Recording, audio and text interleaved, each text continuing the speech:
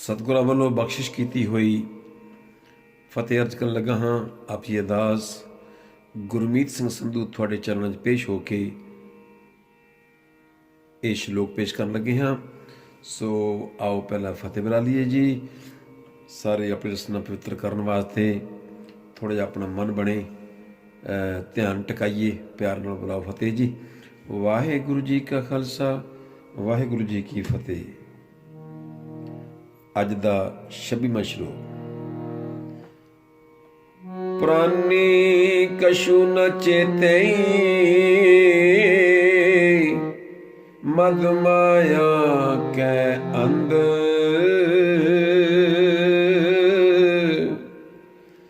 ਕਹੋ ਨਾਨਕ ਬਿਨ ਹਰ ਭਜਨ,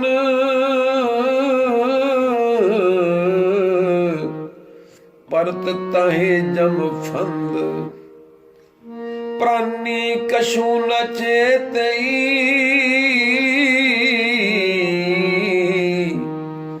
ਮਦ ਮਾਇਆ ਕੈ ਅੰਧ। ਕੋ ਨਾਨਕ ਬਿਨ ਹਰ ਭਜਨ, ਪਰਤ ਤਾਹੇ ਜਮ ਫੰਦ। ਪ੍ਰਾਨੀ ਇਸ ਇਨਸਾਨ ਨੂੰ ਕਿਹਾ ਹੈ, ਮਾਇਆ ਦੇ ਨਸ਼ੇ ਵਿੱਚ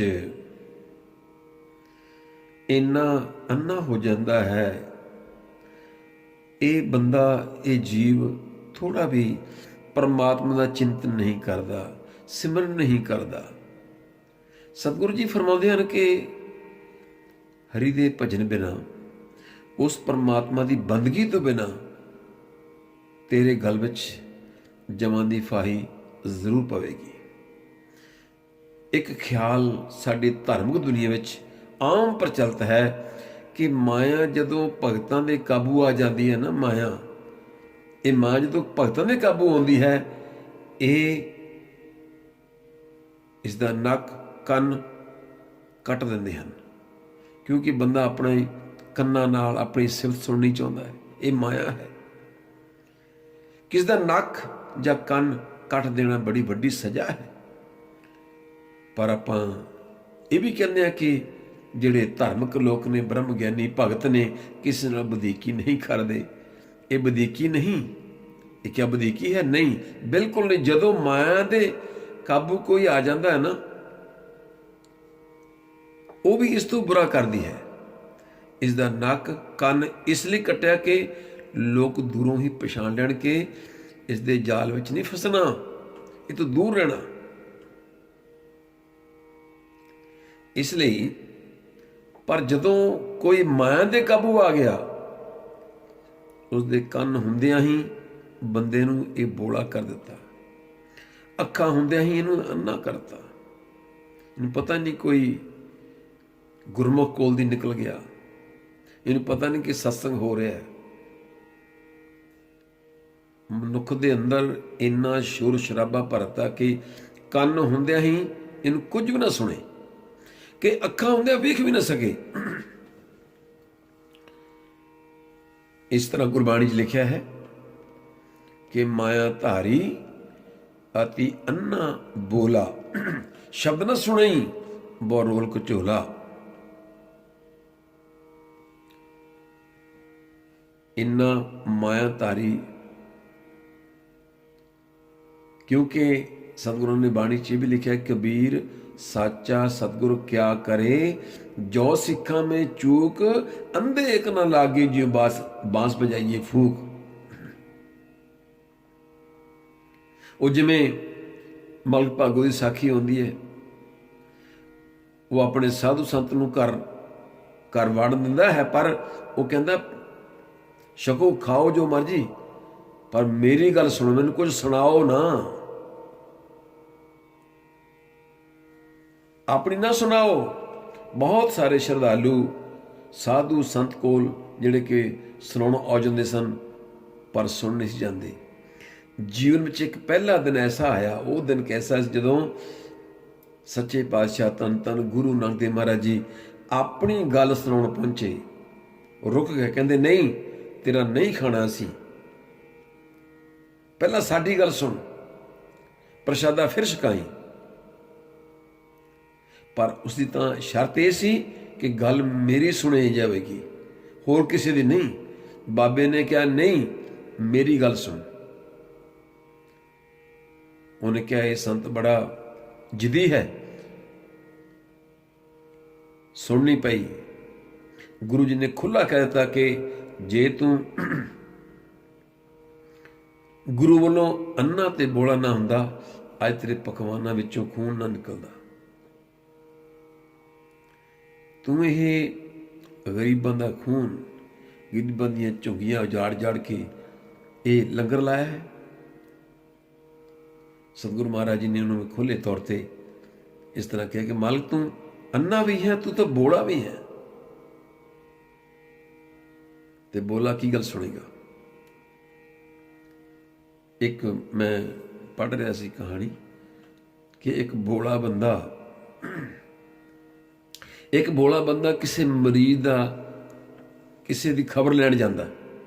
वो सोचता कि मैं अपनी गल सुनावांगा, पर मैनू उहदी नहीं सुननी, मैं किवें जवाब देवांगा। कहंदा चलो दो तीन गल्लां जिहड़ियां वो तो नॉर्मल हुंदियां ही आ, मैं कहूँगा भी मैनू सुन तो कुछ नहीं, पर मैं अंदाजे नाल पुछांगा, तुहाडा हाल चाल पुछांगा, की हाल है। मैं कहूँगा की हाल है, कहंदा वो फिर यही कहेगा कि मैं ठीक है, मैं कहूँगा शुक्र है। फिर कहंदा मैं कहांगा तेरा वैद किहड़ा है, वो कोई ना कोई वैद दसेगा, पर मैनू नहीं सुनेगा। मैं कहूँगा दवाई किहड़ी, मैं कहूँगा बहुत अच्छा है। फिर तीसरी गल मैं करांगा कि तुसीं दवाई किहड़ी खा रहे हो, कोई ना कोई नाम लवेगा। मैं कहूँगा बड़े कमाल की दवाई है, पर हो गया इस तो उल्ट। पहुँच गया, जांदियां ही पुछया की हाल है, मरीज ने कहा मर गए। बस कहने लगा शुक्र है। फिर वो बोला बंदा पुछदा कि तेरा वैद किहड़ा है। मरीज गुस्से विच सी, उन्हें कहा मौत। बोले ने कहा कमाल दा वैद है। फिर पूछा दवाई किहड़ी खा रहे हो। मरीज दे सबर दी हद मुक गई, उसने कहा जहर। बोला पता कहने लगा ओ बहुत वधिया, ये दवाई बहुत वधिया, बस ठीक है, ठीक होए कि होए। यही हाल इस विचों सानू सिक्ख्या की मिलती है। इसे तरह ही मायाधारी की दुनिया जिहड़ी है ना, मायाधारी। एक मैं होर पंक्ति जिहड़ा कि मैनूं याद आ रही है कि कौन वड्डा, सवाल सी गुरु ग्रंथ साहिब पंक्ति आउंदी है कि कौन वड्डा, कहंदे माया वड्डियाई।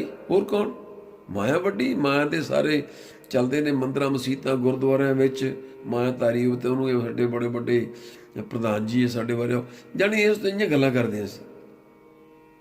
कई वारी तां भारत विच प्रधानगी विकदी भी है, जिहड़ा बंदा जिन्ना मायाधारी उड्डा बड़ा उहनूं अहुदा दे के प्रधान बना देना किसी धार्मिक स्थान का। कौन वड्डा माया वड्डियाई, पर सो वड्डा जिन राम ले बुलाई। जो रमिया होया राम है उहदे नाल। इस तरह मायाधारी की दुनिया अन्निया बोलियां की दुनिया है। कौन किसी की सुनता, कौन किसी की समझदा है। इसलिए सतगुरु एक मैं आप जी नाल एक कवित साझा करना चाहांगा। यह है कवित ब्रह्म ज्ञानी नाभकमल राजा साहिब जी, बड़े बड़े फकीर होए ने साडे दुआबे धरती विच। उन्होंने एक लिखिया पेश करन लगा, माया बारे लिखते हैं। माया का प्रसंग चलता ना अज जिहड़ा श्लोक है वो माया बारे है। वो लिखते ने श्री नाभकमल राजा साहब जी, कहते पैसे बिना राज नहीं। पैसे बिना राज नहीं, पैसे बिना साज नहीं, पैसे बिना काज नहीं, पैसे बिना झाक है। पैसे बिना हार नहीं, पैसे बिना नार नहीं, पैसे बिना यार नहीं, पैसे बिना चाक है। पैसे बिना पूत नहीं, पैसे बिना दूत नहीं, पैसे बिना करतूत नहीं, पैसे बिना खाक है। कहे दास भगवान, पैसे बिना और का, फकीर दरवेश एक पैसे बिना पाक है। कहे दास भगवान। पैसे बिना और कहाँ, फकीर दरवेश एक पैसे बिना पाक है। इस माया बारे, पैसे बारे श्री नानक महाराज साहब जी भी बड़े सुंदर शब्दां 'ਚ वर्णन करते हैं। इसलिए सतगुरु तेग बहादुर महाराज जी कहते हैं कि माया के नशे विच जो मतिया होया है, जो मदहोश है, उस मनुख नूं कुछ भी चेते नहीं, उन्होंने परमात्मा नहीं दिसदा। भाव कि इन्ना मदहोश हो गया, सज्जन दुश्मन की भी तमीज नहीं रही। उन्हें पता नहीं सज्जन कौन है, दुश्मन कौन है, ये भी समझ ना रही। जहर ते अमृत का कोई फर्क इसके जीवन में नहीं रहा। उस परमात्मा का सिमरन, हरि का भजन किया नहीं। सिमरन बिना गल विच जमां दी फाही जरूर पवेगी, अवश्य पवेगी। हुण तां ऐसा कोई इलाज चाहिए है, जिमें कोई पुलिस वाला दे दो, जिमें कोई पुलिस वाला है आवे ते ओह सख्ती नाल दो थप्पड़ मारे तां शराबी दा नशा उतर जाता है। गुरु भी शब्द दे थप्पड़ मारदा है साडे,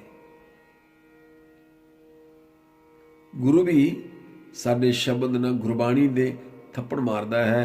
ये श्लोक है माया तारियां दे मूँह ते थप्पड़, तां कि गुरु नूं वेख सकण, गुरु वेख सकण ते गुरु दी सुन सकण। तो इसलिए अज दे इस श्लोक विच मेरे पातशाह फरमाउंदे हन, प्राणी कछु न चेते मद माया के अंध, कौ नानक बिन हर भजन परत ताहि जम फंद। इस श्लोक नूं अगे आप लाइक कर लो अते मेरे इस यूट्यूब नूं सबसक्राइब कर लो, ताकि आपां होर भी इहदा विस्तार कर सकीए, किसी का भला होवे या अपना भला होवे। बहुत बहुत धन्यवाद जी।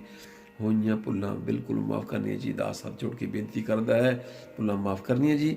बुलाओ फतेह, अगले श्लोक की तैयारी करिए। वाहिगुरू जी का खालसा, वाहिगुरू जी की फतेह।